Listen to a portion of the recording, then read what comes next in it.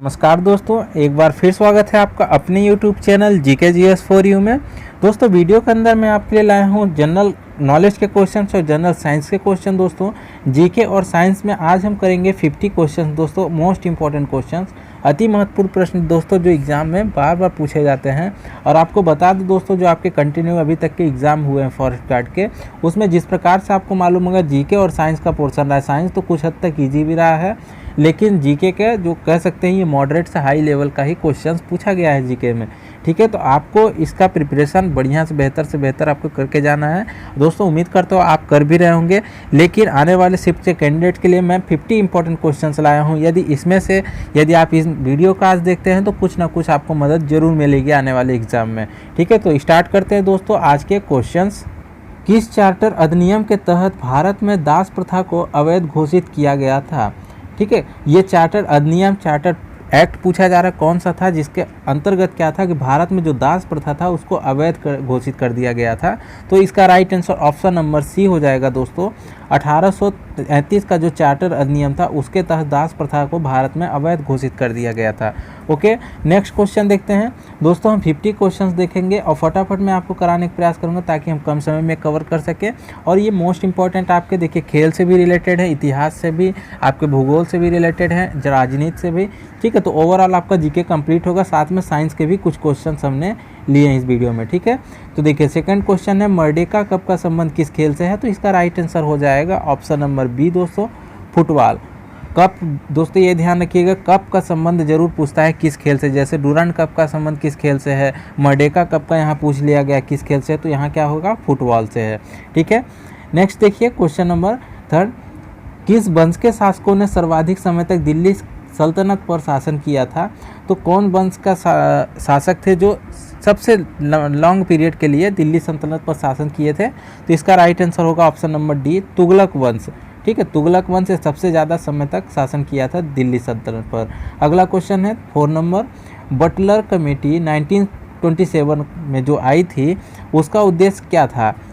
इसका right answer हो जाएगा ऑप्शन नंबर सी, भारत सरकार एवं देशी राज्यों के मध्य संबंधों को सुधारना, ये बटलर कमेटी का उद्देश्य था। ठीक है, तो ऑप्शन नंबर इसका सी राइट हो जाएगा। दोस्तों जो क्वेश्चन एकदम इन्हें रटते जाइए, मोस्ट इंपॉर्टेंट क्वेश्चन हैं। अगला है क्वेश्चन नंबर 5, एक ही कब्र से 3 मानव कंकाल किस स्थान से प्राप्त हुए हैं? तो इसका right answer option number A है, दमदमा। ठीक है, दमदमा स्थान से प्राप्त हुए हैं एक ही कब्र में से 3 मानव कंकाल। ठीक है ना, है ना आश्चर्य वाली बात। तो ये दमदमा से प्राप्त हुए हैं, तो ऐसा इंपॉर्टेंट क्वेश्चन आता है। अगला क्वेश्चन नंबर 6, आयुष्मान भारत योजना में केंद्र और राज्य का अनुदान पूछा गया है, क्रमशः किस अनुपात में होता है? ठीक है, तो अच्छा क्वेश्चन है। इसका राइट आंसर होगा ऑप्शन नंबर बी दोस्तों, 60:40 का अनुदान का ये रेशियो है। ठीक है, केंद्र का 60 है और राज्य का कितना है, 40। ये इन दोनों के बीच का रेशियो है। नेक्स्ट है क्वेश्चन नंबर 7 दोस्तों, भारत में गरीबी निर्धारण हेतु सी रंगराजन का समिति जो थी उसका गठन कब किया गया? सी रंगराजन समिति।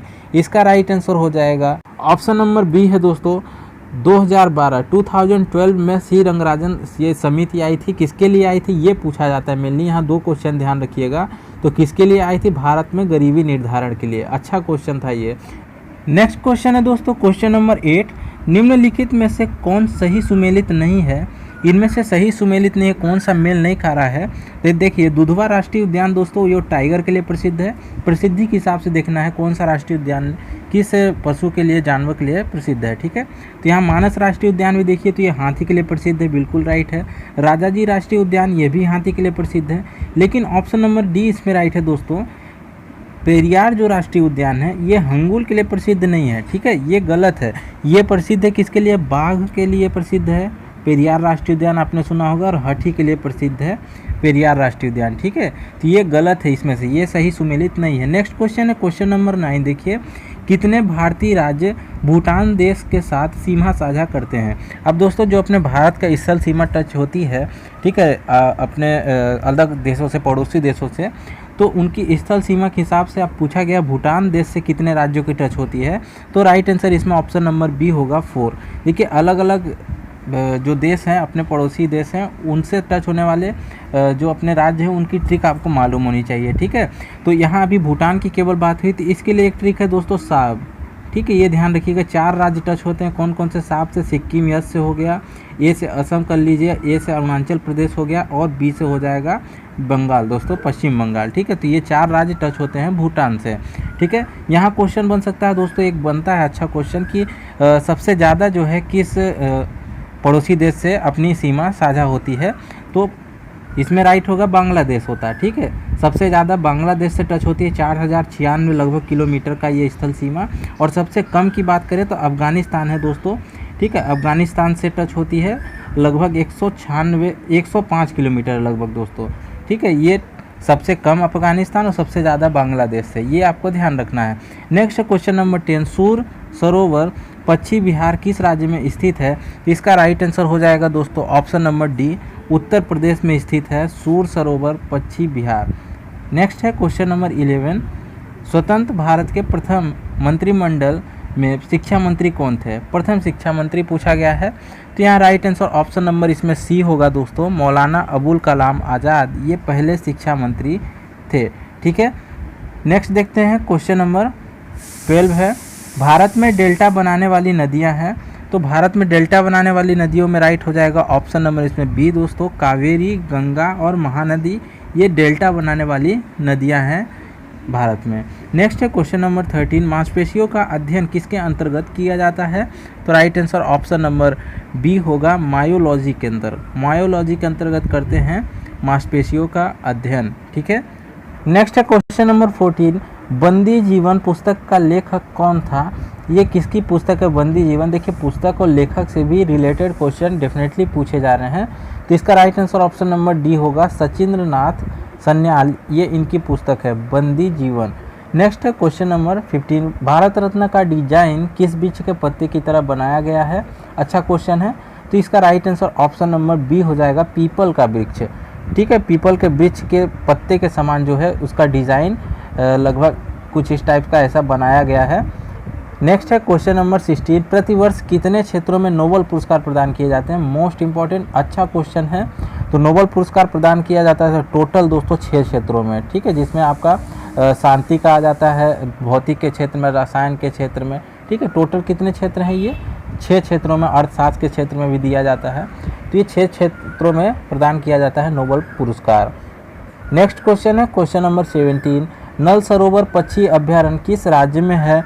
इसका right answer option number D है, गुजरात राज्य में है नल सरोवर पक्षी अभ्यारण्य। ठीक है, अगला क्वेश्चन क्वेश्चन नंबर 18, टिटनेस किसके संक्रमण के कारण होता है? तो जो टिटनेस होता है वो होता है ऑप्शन नंबर ए दोस्तों, जीवाणु के संक्रमण के कारण। ठीक है, जीवाणु के कारण, बैक्टीरिया के कारण होने वाला ये रोग है टिटनेस। नेक्स्ट है क्वेश्चन नंबर 19, अली अकबर खान किस वाद्य यंत्र से संबंधित है? तो ये संबंधित है दोस्तों ऑप्शन नंबर डी हो जाएगा, सरोद से। ठीक है, सरोद वाद्य यंत्र से संबंधित है अली अकबर खान। अब देखिए, जो जिस चीज़ में निपुण था, जो बजाता था, जैसे शहनाई के लिए अलग हैं, संतूर के लिए अलग, वायलिन का अलग, अब ये इसमें कई सारे आपको मिल जाएंगे वाद्य यंत्र बजाने वाले, लेकिन पूछा जाता है जैसे बिस्मिल्लाह खां, उनका क्या है? ठीक है, इस टाइप से पूछा जाता है। जैसे अली अकबर खां पूछा तो आपको सरोद यहाँ राइट करना था। नेक्स्ट है क्वेश्चन नंबर 20, सूर्य के बाह्यतम परत को किस नाम से जाना जाता है? तो सूर्य का जो एकदम बाहर वाला पार्ट होता है, ठीक है, आउटर पार्ट, वो कहलाता है दोस्तों ऑप्शन नंबर बी, प्रकाश मंडल। सबसे बाह्यतम परत होता है प्रकाश मंडल। नेक्स्ट है क्वेश्चन नंबर 21, विश्व जनसंख्या दिवस किस तिथि को मनाया जाता है? तो एक डेट से रिलेटेड, देखिए इंपॉर्टेंट डेट, ये एक ऐसा टॉपिक है जो हर एक एग्जाम में यहाँ से क्वेश्चन बनता है। तो इंपॉर्टेंट डेट में जनसंख्या दिवस पूछा गया है, तो ऑप्शन नंबर सी राइट होगा। 11 जुलाई को मनाया जाता है विश्व जनसंख्या दिवस। ठीक है, अभी हमने मनाया क्या, 5 जून को क्या मनाया, पर्यावरण दिवस। ठीक है, तो ये भी आपको ध्यान रखना है। नेक्स्ट है क्वेश्चन नंबर 22, किस रंग का तरंग दैर्घ्य सबसे कम होता है? तो इसका right answer option number C हो जाएगा, बैगनी का जो होता है तरंग दैर्घ्य सबसे कम होता है, और लाल रंग का क्या होता है, सबसे अधिक होता है तरंग दैर्घ्य। ये आप ध्यान रखिएगा। नेक्स्ट है क्वेश्चन नंबर 23, राज्य और केंद्र शासित प्रदेश का विवरण किस अनुसूची में है? तो इसका right answer option number A हो जाएगा, प्रथम अनुसूची में विवरण किया गया है राज्य और केंद्र शासित प्रदेशों का। नेक्स्ट है क्वेश्चन नंबर 24 पुनर्जागरण का प्रारंभ किस देश से हुआ था? तो पुनर्जागरण ऑप्शन नंबर बी हो जाएगा इटली से। इम्पोर्टेंट क्वेश्चन है ये, किस देश से हुआ था इसका प्रारंभ? तो इटली से हुआ था। नेक्स्ट क्वेश्चन नंबर 25, फलों का पकना कैसा परिवर्तन का उदाहरण है? देखिए रासायनिक है या भौतिक है या उपयुक्त में से दोनों है। तो फलों का जो पकना है वो एक रासायनिक प्रक्रिया होती है, ठीक है, रासायनिक प्रक्रिया के अंतर्गत आता है। अगला क्वेश्चन है क्वेश्चन नंबर 26 दोस्तों, दिल्ली सल्तनत के किस शासक ने शुद्ध अरबी सिक्के चलाए थे? तो अरबी सिक्के चलाए थे, ऑप्शन नंबर डी राइट हो जाएगा। इनमें से कोई नहीं, ठीक है, इनमें से कोई नहीं इसलिए क्योंकि ये चलाया था इल्तुतमिश ने। किसने चलाया था दोस्तों? इल्तुतमिश ने, ये ध्यान रखिएगा नाम, इसने चलवाए थे, शुद्ध अरबी सिक्के चलवाए थे, ठीक है। और इसके अलावा दोस्तों इसने चांदी का जो टका और तांबे का जीतल नामक सिक्के को भी इसने ही प्रारंभ किया था इल्तुतमिश ने। तो ये 2 पॉइंट भी आपको ध्यान रखना है, कौन सा? चांदी का टका और तांबे का जीतल नामक सिक्का। नेक्स्ट क्वेश्चन है क्वेश्चन नंबर 27, निम्नलिखित में से किसने महाद्वीपीय विस्थापन का सिद्धांत दिया था? तो महाद्वीपीय विस्थापन का सिद्धांत दिया था option number B Alfred Wegener. जो कॉन्टिनेंटल जो आपके डिस्प्लेसमेंट उनका हुआ है महाद्वीपों का, वो किसने दिया था? अल्फ्रेड वेगनर की थ्योरी थी, ठीक है, उनका ये सिद्धांत था। नेक्स्ट है क्वेश्चन नंबर 28, भारत में किस प्रकार की मृदा का सर्वाधिक प्रयोग ईंट निर्माण में किया जाता है? तो राइट आंसर इसमें हो जाएगा ऑप्शन नंबर दोस्तों सी राइट है, लेटेराइट मिट्टी, ठीक है। लेटेराइट मिट्टी मृदा जो है सर्वाधिक प्रयोग किया जाता है ईंट निर्माण में, ये अपने इंडिया के अंदर। नेक्स्ट है क्वेश्चन नंबर 29, निम्नलिखित में से कौन सी खरीफ फसल का उदाहरण नहीं है? अब देखिए इंपॉर्टेंट यहाँ से एक टॉपिक बनता है खरीफ और रबी की फसल, ठीक है, विद ट्रिक के माध्यम से भी याद रख सकते हैं आप। खरीफ और रबी की फसल छांटने को जरूर देता है एक क्वेश्चन। तो इसमें से खरीफ की फसल कौन सी है? तो ऑप्शन नंबर डी हो जाएगा। सरसों जो है ये खरीफ की फसल नहीं है दोस्तों, ये आती है आपके रबी की फसल में। खरीफ की फसल में बाजरा हो गया, ज्वार आता है, अरहर, ये सभी आते हैं, ठीक है।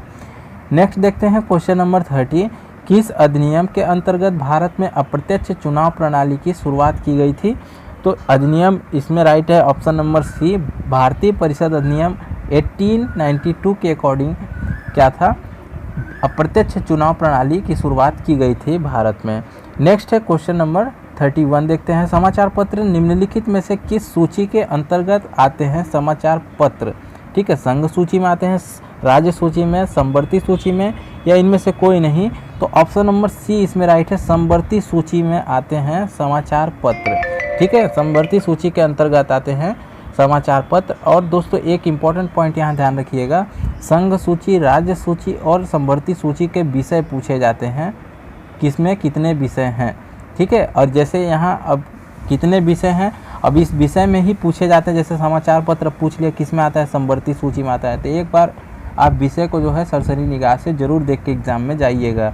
नेक्स्ट है क्वेश्चन नंबर 32, राष्ट्रीय पंचायती राज दिवस प्रतिवर्ष किस तिथि को मनाया जाता है? ये भी डेट से रिलेटेड देखिए एक और क्वेश्चन है। तो इसमें right answer option number B हो जाएगा, 24 अप्रैल को मनाते हैं हम राष्ट्रीय पंचायती राज दिवस, प्रतिवर्ष ये मनाया जाता है।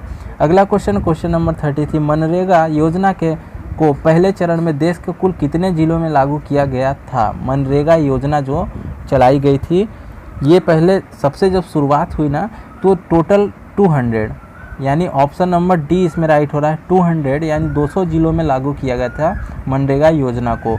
और नेक्स्ट है इसमें आप 34, पर्यावरण से संबंधित प्रसिद्ध मॉन्ट्रियल समझौता, जो मॉन्ट्रियल समझौता है किस वर्ष किया गया था?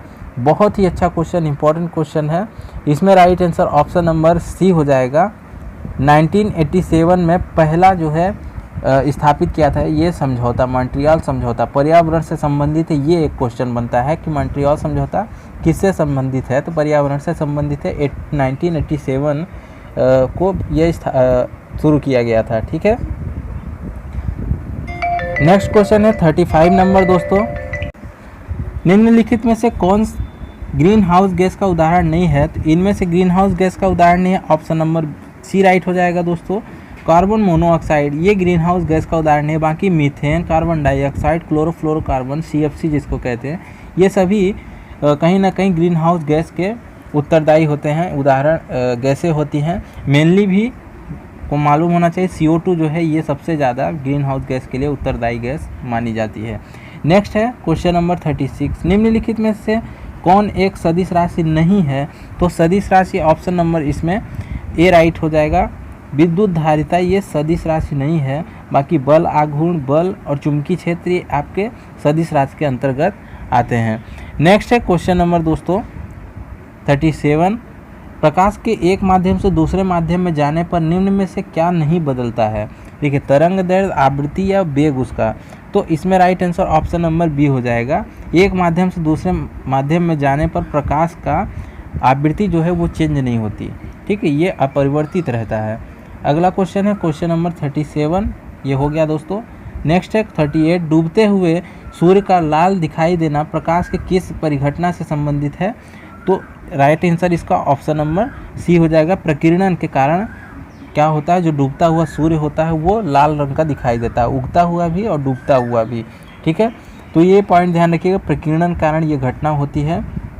मोस्ट इम्पॉर्टेंट क्वेश्चन है दोस्तों।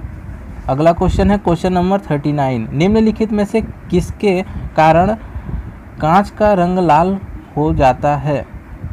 अब इसका राइट आंसर हो जाएगा दोस्तों ऑप्शन नंबर इसमें ए, मैग्नीज डाइऑक्साइड। मैग्नीज डाइऑक्साइड के कारण क्या होता है, कांच का रंग लाल हो जाता है, ठीक है। नेक्स्ट है क्वेश्चन नंबर 40, अमरबेल निम्नलिखित में से किसका उदाहरण है? तो अमरबेल एक प्रकार का ऑप्शन नंबर डी हो जाएगा, परजीवी पौधा के अंतर्गत आता है। अमरबेल ये परजीवी पौधे के अंतर्गत आता है, ये खुद से अपने भोजन नहीं निर्माण करते, दूसरों पर निर्भर होते हैं, ठीक है। नेक्स्ट है क्वेश्चन नंबर 41, पादपों में जल का परिवहन होता है? तो पादपों में जल का परिवहन, ये बहुत ही अच्छा क्वेश्चन, लगभग मैक्सिमम कैंडिडेट को मालूम भी होगा। ऑप्शन नंबर सी राइट होगा, जाइलम के द्वारा जल का परिवहन होता है, ठीक है। जल का परिवहन जाइलम के द्वारा और फ्लोएम के द्वारा भोजन का परिवहन। नेक्स्ट देखते हैं क्वेश्चन नंबर 42, पालक में निम्नलिखित में से कौन सा अम्ल पाया जाता है? तो ऑप्शन नंबर ए राइट हो जाएगा, ऑक्जेलिक एसिड पाया जाता है पालक में। नेक्स्ट है क्वेश्चन नंबर 43, अंतर्राष्ट्रीय मुद्रा कोष में शामिल होने वाला 190 नंबर का जो देश सदस्य देश कौन सा है? तो ये इस तरह के भी क्वेश्चन बनते हैं। तो right answer option number D हो जाएगा, अंडोरा। अंडोरा जो है ये 190 नंबर में शामिल होने वाला देश बन गया है IMF में, ठीक है, अंतर्राष्ट्रीय मुद्रिका कोष में। नेक्स्ट देखते हैं क्वेश्चन नंबर 44, अर्जुन पुरस्कार 2020 की बात की गई है। इससे जो सम्मानित खिलाड़ी है मीराबाई चानू थी, इनका संबंध किस खेल से है? ऐसे क्वेश्चंस पूछे जाते हैं दोस्तों। तो ऑप्शन नंबर सी हो जाएगा, मीराबाई चानू भारोत्तोलन से संबंधित है, ठीक है। वेट लिफ्टिंग के लिए जो मीराबाई चानू प्रसिद्ध है, ये खिलाड़ी हैं वेट लिफ्टिंग की। नेक्स्ट है क्वेश्चन नंबर 45, पूरे शरीर में ऑक्सीजन ले जाने में महत्वपूर्ण भूमिका कौन निभाता है? तो ऑक्सीजन का परिवहन करता है ऑप्शन नंबर सी, लाल रक्त कणिका, ठीक है, RBC ऑक्सीजन का परिवहन करता है। नेक्स्ट है क्वेश्चन नंबर 46, इंसुलिन हार्मोन है? तो इंसुलिन हार्मोन एक टाइप का दोस्तों पेप्टाइड, ठीक है, पेप्टाइड टाइप का है, इंसुलिन हार्मोन है पेप्टाइड टाइप का। नेक्स्ट क्वेश्चन है दोस्तों क्वेश्चन नंबर 47, तालाबों और कुओं में निम्न में से किसके छिड़काव के कारण मच्छरों को नियंत्रित करने में मदद मिलती है? तो तालाबों और कुओं में option number C, gambusia fish का छिड़काव यदि कर दें तो मच्छरों को नियंत्रित किया जा सकता है।